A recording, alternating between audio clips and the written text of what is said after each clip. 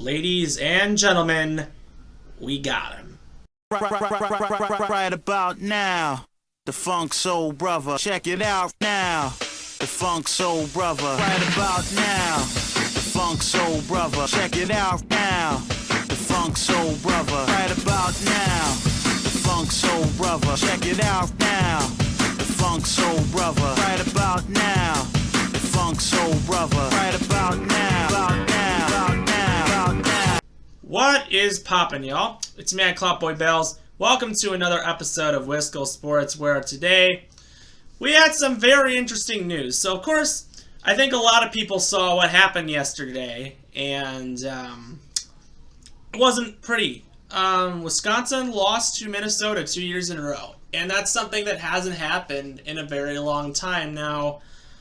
You know, obviously Wisconsin kind of owned it, the 13 straight, and then Minnesota hires Fleck, and the whole thing's different.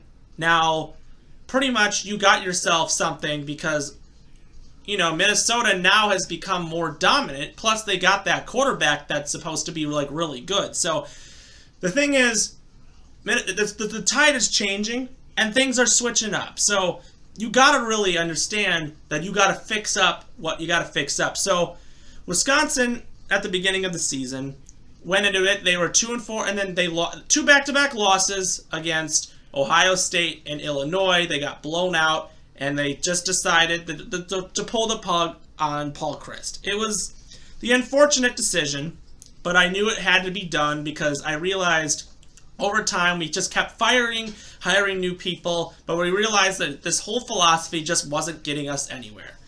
Jim Leonhard was named the interim head coach, which was, I think, something that I knew and I wanted to happen for a very long time.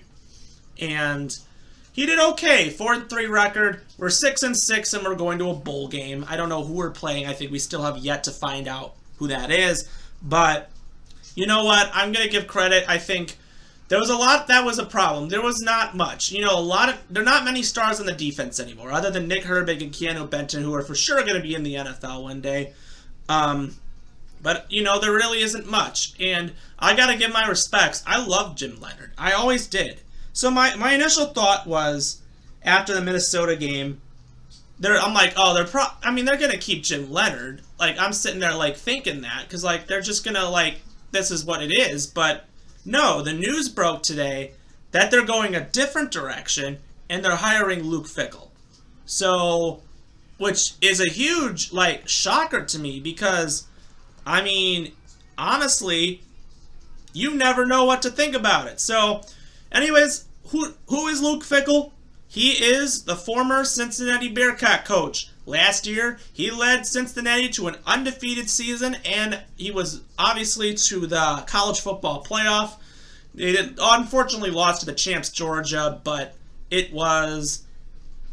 I'm sorry, no, they eventually lost to Alabama. My mistake. They eventually lost to Alabama, but, I'm not going to be too upset about that because Alabama's Alabama, but Wisconsin, I thought they were going to go into the group of 5, but they wanted to go outside, so that was definitely something I think was huge. So they're already officially hired him, I think about an hour ago, and which is exciting. Now, interestingly enough, what I think could happen is, so the thing is, Fickell on paper represents an upgrade over Leonhard. So he is a huge upgrade because this guy actually is a winning coach. He started out at Ohio State. He was an interim in 2011, actually. Didn't have the greatest season, but Ohio State was really having a bad year, so there really wasn't anything you could do. His success came when he left Ohio State. Now, he was the defensive coordinator for Ohio State, and he was everybody saw after he left how good and of a coach he actually was. He was their defensive coordinator for a while. He left in 2016.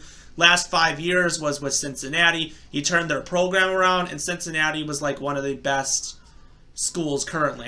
I don't know who is taking over, but the Bearcats have had 3 seasons of at least 11 wins. They made the American Athletic Conference Championship 3 times, winning it twice, and they also produce so much NFL talent. And this, I think, if anyone's upset about Leonhard, I get it. I hate to see him go if he decides to leave, but if he decides to stay, that'd be great because, hey, he could totally be like, oh, I'll still stay here. I love it here. I'll be the defensive coordinator.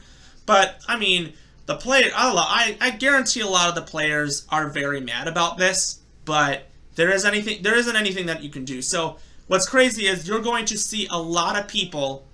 They're gonna go and they're gonna look at this and they're gonna be like, should I stay at Wisconsin or do my things open up and should I go somewhere else? A lot of people came because they love Chris, they love Leonard, and now that those guys, that Chris is gone, and if Leonard is officially leaves, pretty much you're going to get a lot of new recruits and you're going to lose a lot of recruits. This is exactly what happened when Marquette fired Woj and brought in Shaka Smart. Literally, Marquette is such a young team, they look completely different.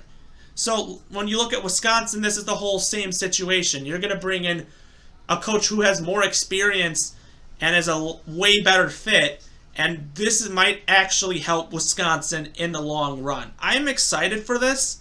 I think this is one of the best moves they probably could have made, but it's exciting. So of course he's going to replace Jim Leonard. Unless, Fickell could reach out to Leonard and he could be like, hey, we love you. Like, you're such a great part of this team. We'll let you be the defensive coordinator. I mean, you never know what can happen, but it's going to be very interesting. So I don't know what will happen, but anyways, what's important is, you got to look optimistic for the future. So that's what it is. He was hired just now, so that's the best news that you can hear, and hopefully he is the guy for the long run. Obviously, we'll find out more information on it if Leonard decides to stick around or if he decides to leave. It's up to him, but if not, there's always the defensive